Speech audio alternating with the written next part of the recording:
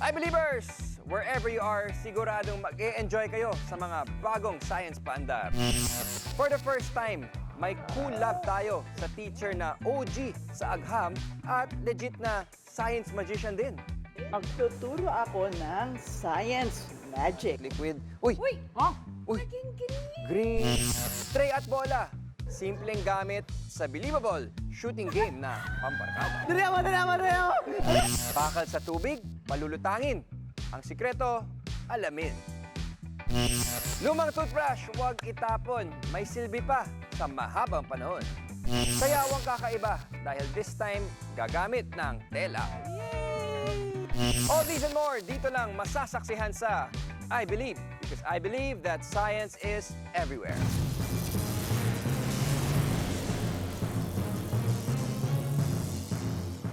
Good morning, I Believers! Good morning! Good morning, guys! May bago tayo ngayong October. Wow! Oo, meron tayong brand new segment na... Cool Lab! Ako, excited na ako sa mga collab natin dito. O yeah, tsaka itong collab na to ay hindi lang basta-basta collaboration with the guest dahil ito ay all about science. Oo, tama yan. Kaya nga, saktong-sakto yung title natin eh. Cool Lab, Lab. diba? Parang collab, collaboration. Ito, cool na lab. Na lab, Diba? laboratory. Oo, cool na Ano? laboratory. Cool Yun, na yun, ba? diba? Oo. Eh, sino kaya ang makakakulab natin? Aba, syempre, yung may K. Kaya nag-invite tayo ng licensed chemist na nagtuturo rin ng science and math at nagsulat pa siya ng science textbook. Aba, matindi ito. matindi. Legit. K na Oo. K nga. Ito, welcome na natin. Ang cool na teacher, si Miss Joy Pabico. Yay! Hi, Hi, teacher! Joy. Good Welcome. morning Welcome po! to the I Believe Studio and Laboratory. I believe. Good morning. Good morning, Teacher Joy. May tanong po ako. Sa lahat ng ginawa ninyo or ginagawa ninyo, ano po ang paborito ninyo? Agamahika. Wow! Magic!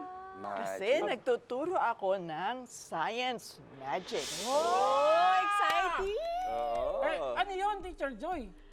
Okay, ito po ay isang magic liquid.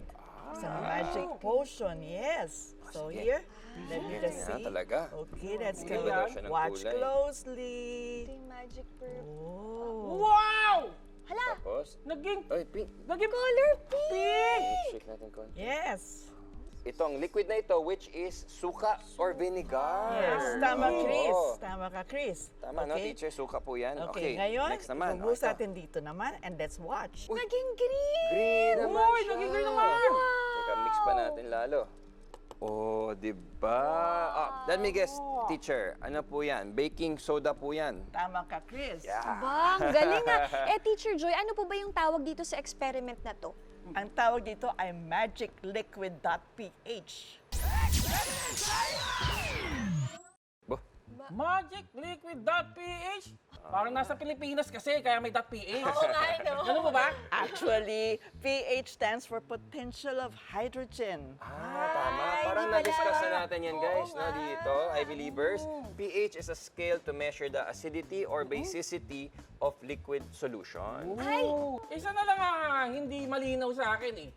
Ano yung magic liquid na yan? Ito ay galing sa kamote tops. At ituturo namin ni Chris paano ito matatransform into the magic liquid. Wow, perfect. I Believers, meron tayong water and itong kamote tops, no? Tapos meron din tayong ditong portable na stove and itong pot na ito. Okay? At dyan natin gagawin ang ating magic liquid. So, teacher, Talbos that's na enough. And then, ibuhos natin itong Opo, okay. water. Oh. Papakuluan lang natin itong ating leaves and water. And then, kapag nag-boil na siya, no, teacher, pwede na natin ihiwala yung leaves sa liquid. And then, yung liquid ay magiging itong magic solution na natin, di ba?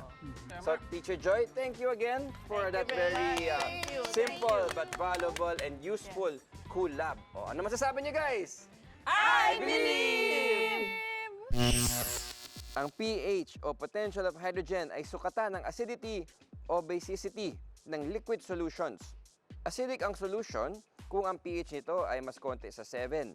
Basic or alkaline naman ang solution na may pH na higit sa 7. Ang pH ng pure water ay 7 or neutral. Ang kamote tops ay mayaman sa anthocyanins o mga phytochemicals na sensitive sa changes sa pH. Kaya the best itong gamitin to test the pH of a solution. I believe. I believers! Oras na naman para... Gumalaw! At syempre, dating gawi tayo, sayawan na may props. At ang gagamitin natin ngayon, walang iba kundi itong... Scarf! Kaya naman, I believers, gumalaw-galaw with a scarf! 1, 2, 3, and 4. 1, 2, 3, and 4. Dito!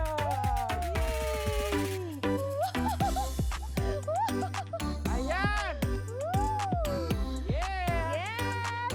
Gumalaw-galaw with a scarf! I believe! Yo! Yo! Yo! What's up sa inyo mga I-Believers? Nandito tayo ngayon sa Barangay Pasidena, San Juan City.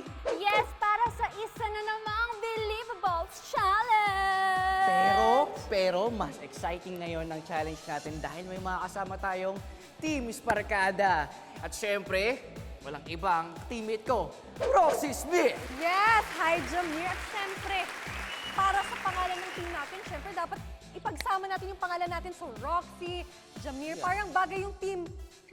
Jaxie! Hoy, teka nga lang. sorry, Bakit sorry, naman kayo nang sorry, gaganyan? sorry, ano? Sonia, Oo, sorry. Team Jaxie pa kayo. Dyan nyo lang, oh. Ay, joke lang.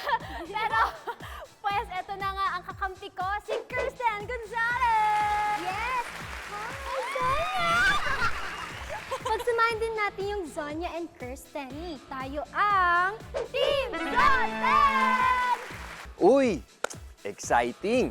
Karera ng dalawang pares ang mangyayari ngayong umaga, pero hindi ito basta race, kundi race to answer a question. May tatanungin ako about science. Ang mga sagot ay nakatatak sa mga bola sa palanggana. Dapat kunin ng isang member ng team ang bola with the correct answer. Ilagay yun sa tray na may butas, saka maglakad sa obstacle course kung saan may nakakalat na cups. Pero pag nahulog ang bola o pag may natumbang cup, balik sa starting line. Pag nakarating na sa finish line, kailangan malaglag yung bola mula sa butas ng tray at ma-shoot sa clear plastic cup. Pero pag hindi na-shoot ang bola, kailangan itong pulutin, ibalik sa tray, saka i-shoot ulit. At sa round 2, yung pangalawang member naman ng team ang maglalaro. At sa round 3, sabay na maglalaro ang magkakampi. Kuya Chris, parang hirap naman ito. Paano ba to? Alam mo, Sonia, di bali na lang kasi may sagot na ako dyan. Ano, tandaan mo ha, butas yung tray ha, butas mo. Ano ko ba? Sa lahat ng challenges mo sa buhay, try and try until you succeed. Ewan ko sa'yo. Okay ba? Ready guys? Heto na ang tanong para sa Believables Tray and Tray Until You Succeed Challenge. Ito ang trivia question. Okay guys? Ano ang chemical symbol ng tubig? H2O! Round 1. Hanapin ang bola na may letter H. Go! Go! Go, go, go! Jaxie! Let's go! Jaxie! Let's go! Parang nakita ko na. Nasaan na? Baka nahulog na. Ayun! Wait lang! Ay, go, go, go! Go! Hi Believers! Ito na naman ang Battle of the Brainy in Science. Ito ang Prove It You Believe It! Our two brainy contestants today, Ate Shaira and Kuya Rodfield. Thank you. At ganito ang mechanics. May tanong na kailangan sagutin ang players. Okay? At para makasagot, unahan ang makaubos ng tubig na nandyan sa inyong baso. Okay. At kailangan nyo patunayan ang inyong sagot by way of a science experiment. Okay. At kung mali kayo, may chance yung isa na sumagot. Okay. Meron tayong bowl na puno ng mga paper clips na naka-shape sa heart. Okay? Ooh.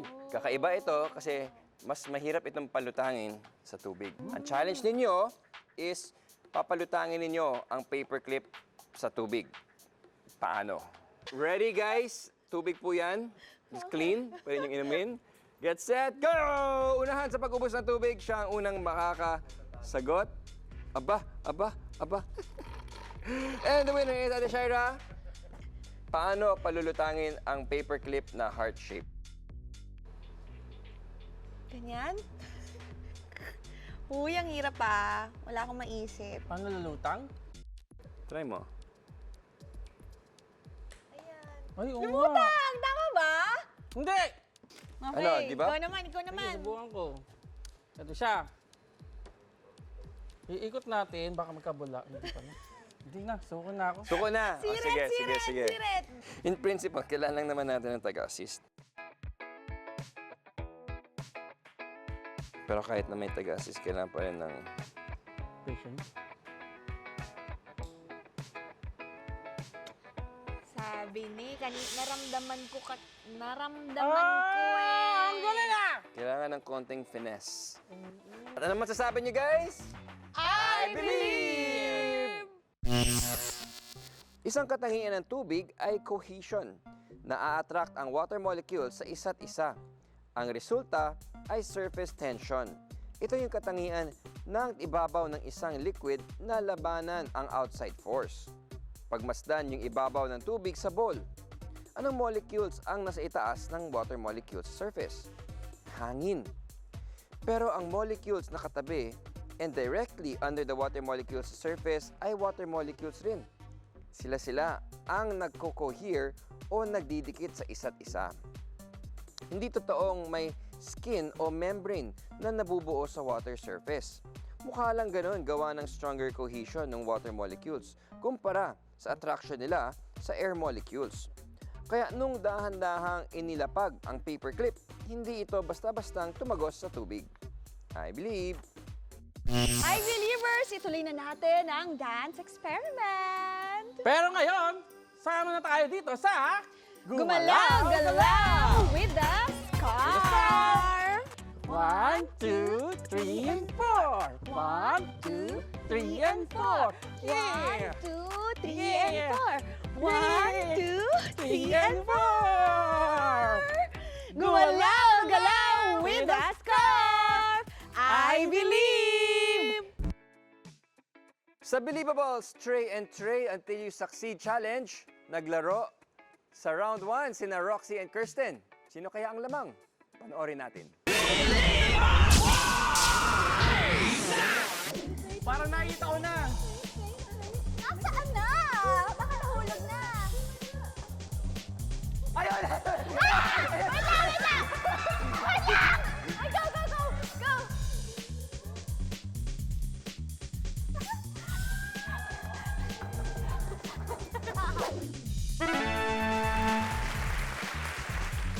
Round 2 na. Okay, para mabuo ang sagot na H2O, Jamir, Zonia, hanapin ang bola na may number 2.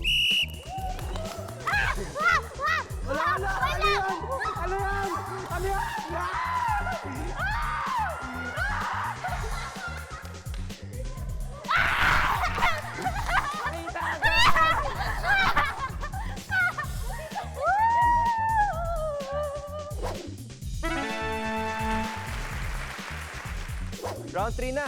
At kailangan niyang hanapin ang bola na may letter O.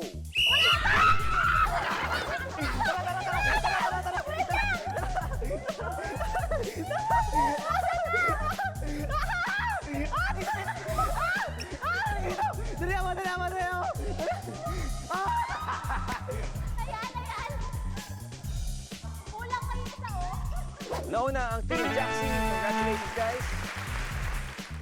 Bukod sa speed, balance is the key sa challenge na ito. You need fine motor skills o mga pinong galaw to balance the ball on the tray para di ito mahulog sa butas ng tray. Kailangan din ang balance kasi if the ball is about to fall, you have to tilt the tray in the opposite direction para flat or level ito horizontally.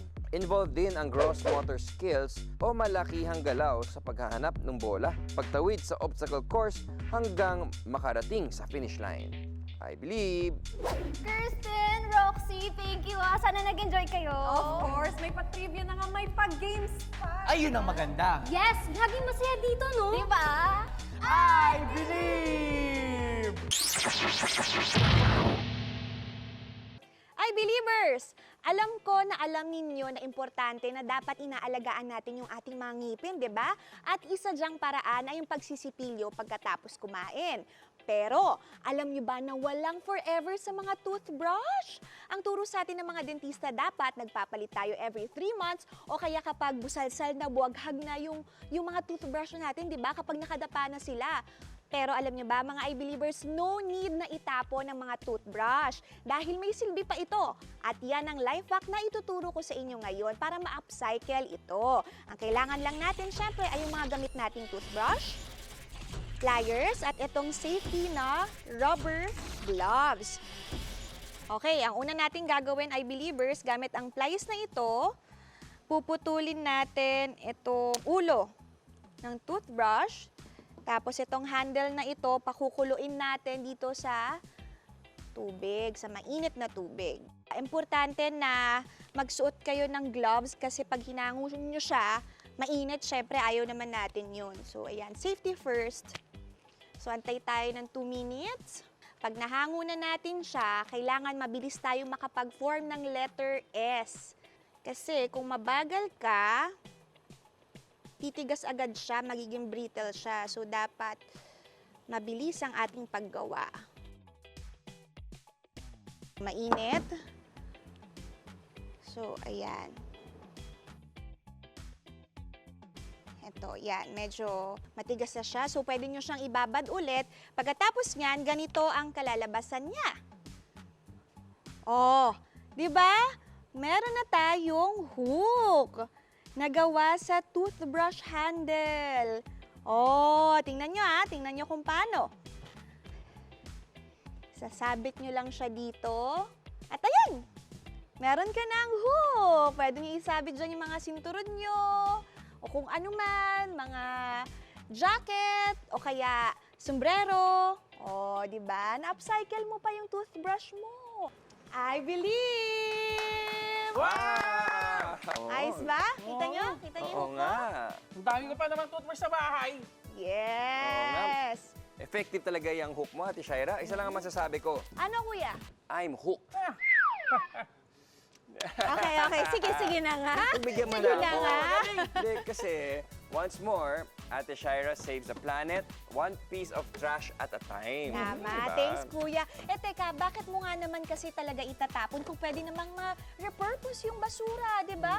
Kaya mababawasan ang basura pag ginamitan natin ng creativity at konting science. Di ba guys? Tulad nito. Nice. Oo. So, pwede ko ba isabit ito? Oo, Itong pwede. laruan ko? Tingnan natin Tingnan kung natin, matibay. matibay ba yan? Matibay yan. Ako gumawa niyan eh. Oo. Oh, di ba? Pwede pang maging decoration, oh. Mga I-Believers, thank you for joining us. Next week ulit, magkita-kita tayo dito lang sa pinakamasayang Sunday morning tambayan. Ito ang I Believe! Thank you guys. Happy Sunday! Happy Sunday!